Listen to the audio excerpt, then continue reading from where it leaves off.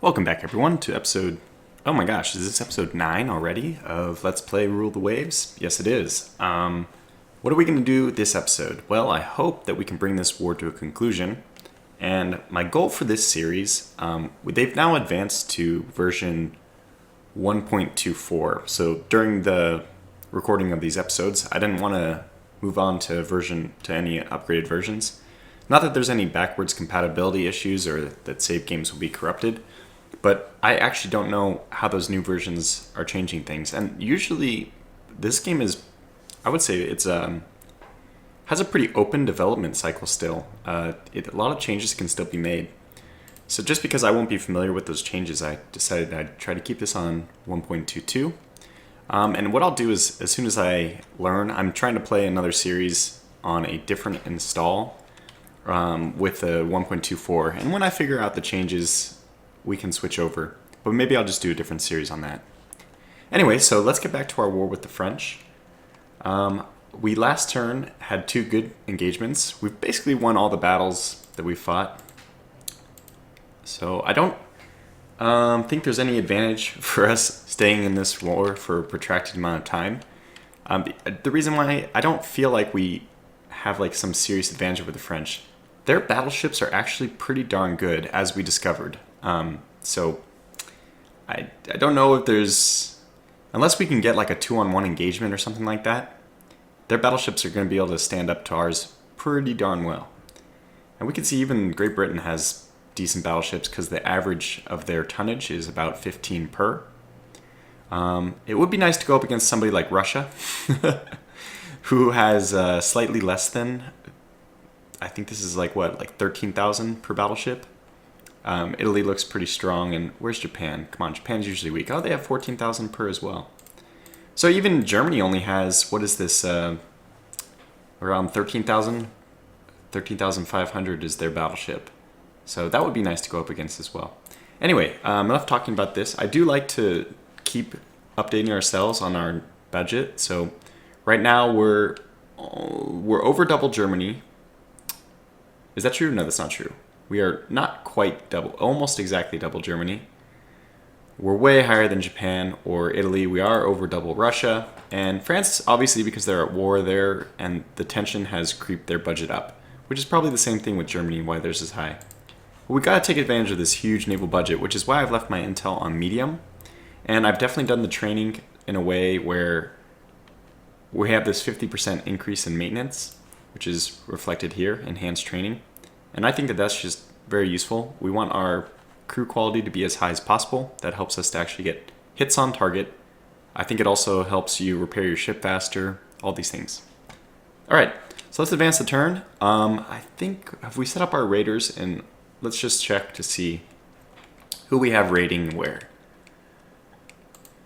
Okay, we have 2 of our battleships in the northeast coast, the east coast, but I don't think that's necessary because all the action is going to be taking place in the Caribbean. So I'm going to move one of these guys to the Caribbean, the one who's still in good shape, because I don't want to move the one who's still kind of becoming active.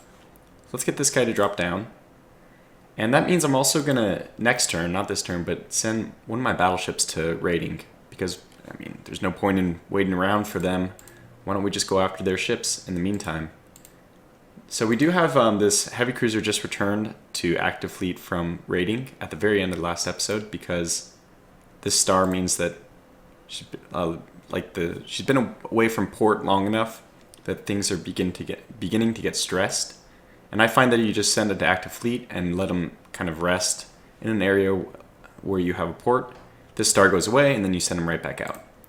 So good thing is there are 2 raiders in the Caribbean and the Indian Ocean are still fine, and we also have one in Northern Europe, which is doing fine. So for the time being, let's set this light cruiser to raiding, letting our heavy cruiser be the active fleet there for now. And I don't think we do have 2 cruisers. We could do this. We can send this cruiser. Let's move it to the Mediterranean. And let's move one of our cruisers from the East Coast, raiding in Northern Europe. This will just increase the pressure on France. And to be honest, the effects of unrest last beyond the war, which is good. We can kind of cripple the French economy in the long term. All right, so I'm going to save continuously just to make sure I don't have any problems or corruption.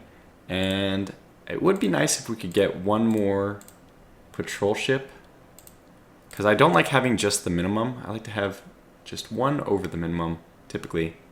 But I don't see any way to do that without messing up our 2 per strategy on destroyers and 1 per strategy on minesweepers, so we'll just go ahead and hit next turn. Good, so we're getting some better damage, but this is I don't think it's immediate. It's probably one of those things which gradually ramps up. All right, here we go. So we sink 2, another 3, we're at 5. Plus 2 is 7, plus 3 is 10, plus 1 is 11. All right, so 11 to their 2, 6, oui. Okay, so 11 to 6, that's good. And now we have a small engagement. I like our forces here. As long as it's not one of their heavy cruisers against my light cruiser, which, as we've seen, can happen, then we should be okay, especially because I like my heavy cruiser a lot, especially compared to theirs. So we'll go ahead and accept this engagement. The Navy declines. I have seen in the recent patch notes that this penalty for declining a battle has been increased. Because it doesn't make sense, right? The potential victory points in a battle are huge, right? 1,000 even. And declining, it should probably give you a pretty severe penalty. Okay, wow, lots to read here. We won't read the ship rating stuff. Looks like they're trying to lay down a few more ships. Oh, they're building minesweepers. And Bainbridge has condenser trouble, so that probably put the Bainbridge, yeah, 1 turn to repair. But that's okay, that's fine. We are not in any danger of losing like our escort capacity there because we have 2 destroyers per. Okay, well, I don't think there's anything we need to do. We're looking good everywhere. We can actually set one of our battleships to rating as well, which is definitely not their ideal role, but we're going to do it just because we can. Okay, so let's save and go ahead and push on. Aha. Alright, so the government wants to kind of increase unrest at the cost of, to supply us with a larger budget. I don't usually find this is very effective. So I like to say we should strike a balance because I do not want unrest. Unrest is just bad. Although my unrest is so low, maybe it is worth it in this case? I mean, these decisions are decisions. They're not freebies, right? So this is exactly why. All right, let's do it and let's see how much it bumps up the unrest by. We'll just do this as kind of like a trial and error type thing. Okay, it only moves the unrest by 1. I'm okay with that. We got some more weight savings on the hull. That's excellent. Double bottom, so we have some more damage control. And they've hit a dead end on AP. Let's let the ship sinking begin. All right, 1, 2, 4, 6, 7, 8. All right, 8 versus 2, 4. 8 versus 4, and they lost. They had to send it to a neutral port. So this is what happens if you have that star for too long, and then you end up not reacting in time.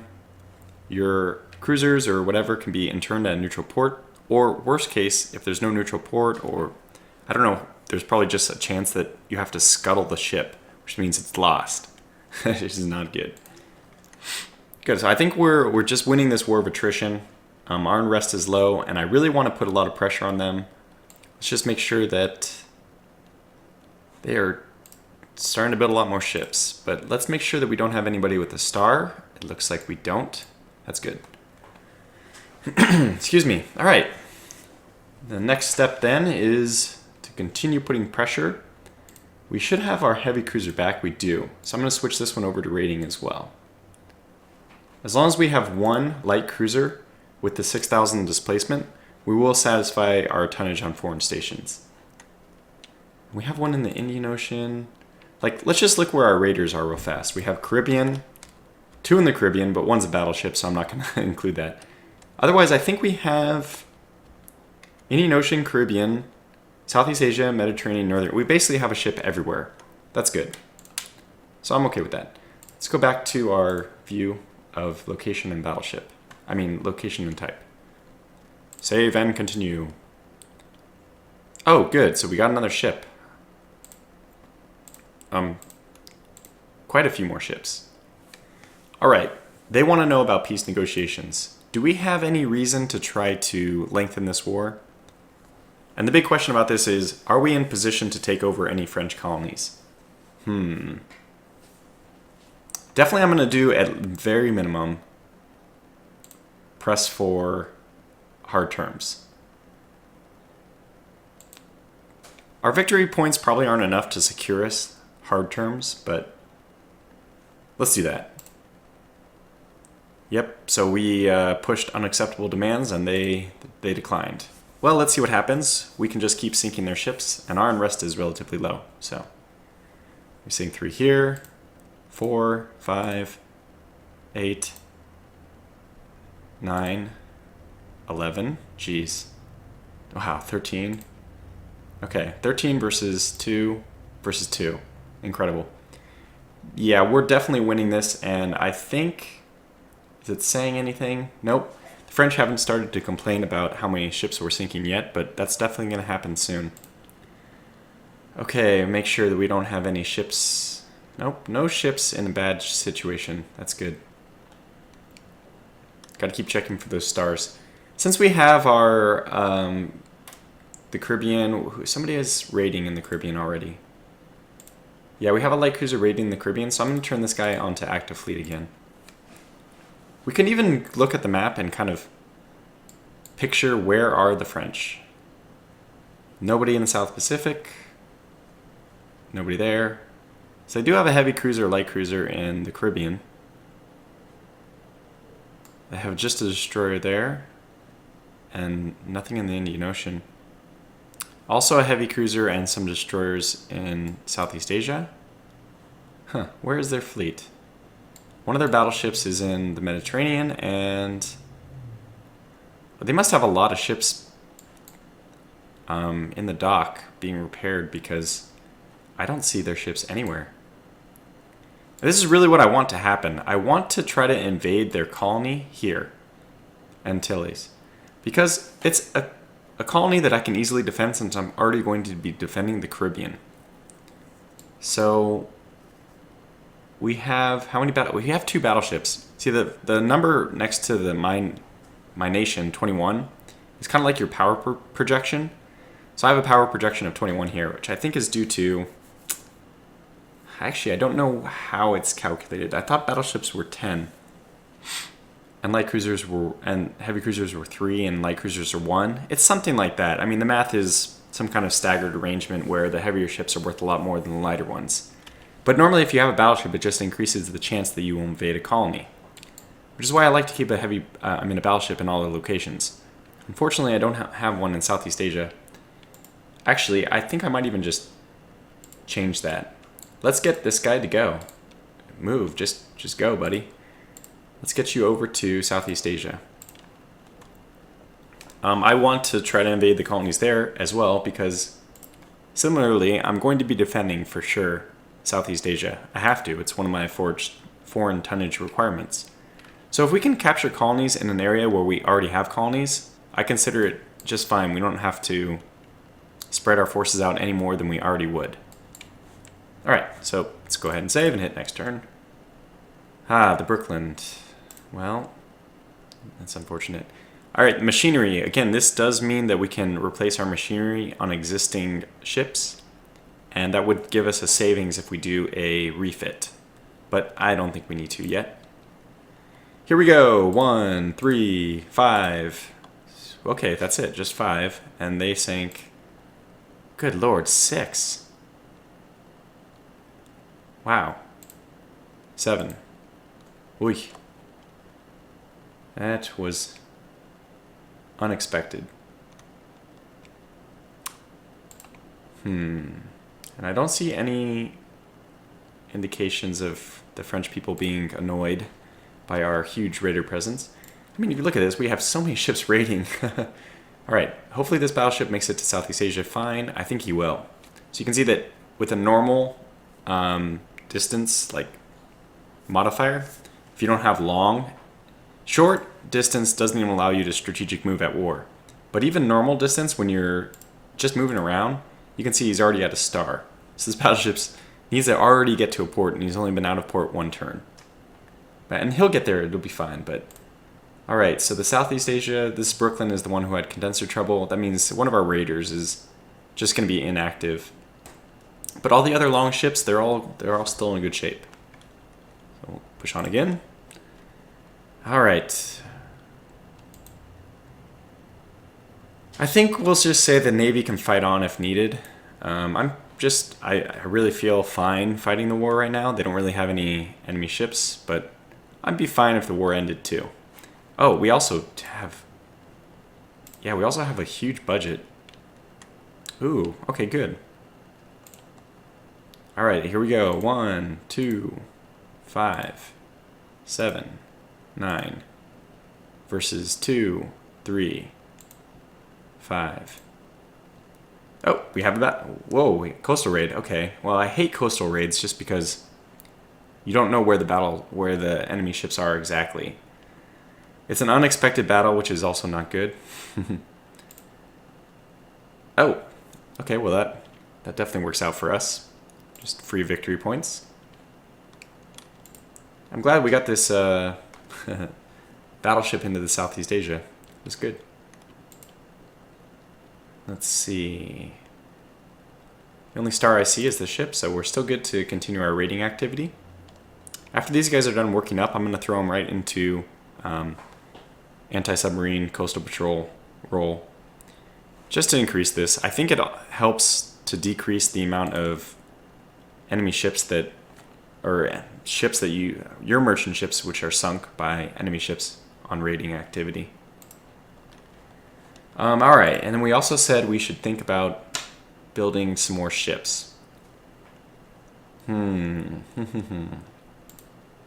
Yes, of the ship types, I do like my battleship, and I like my light cruisers. These are both going to be, I think, effective in the long term.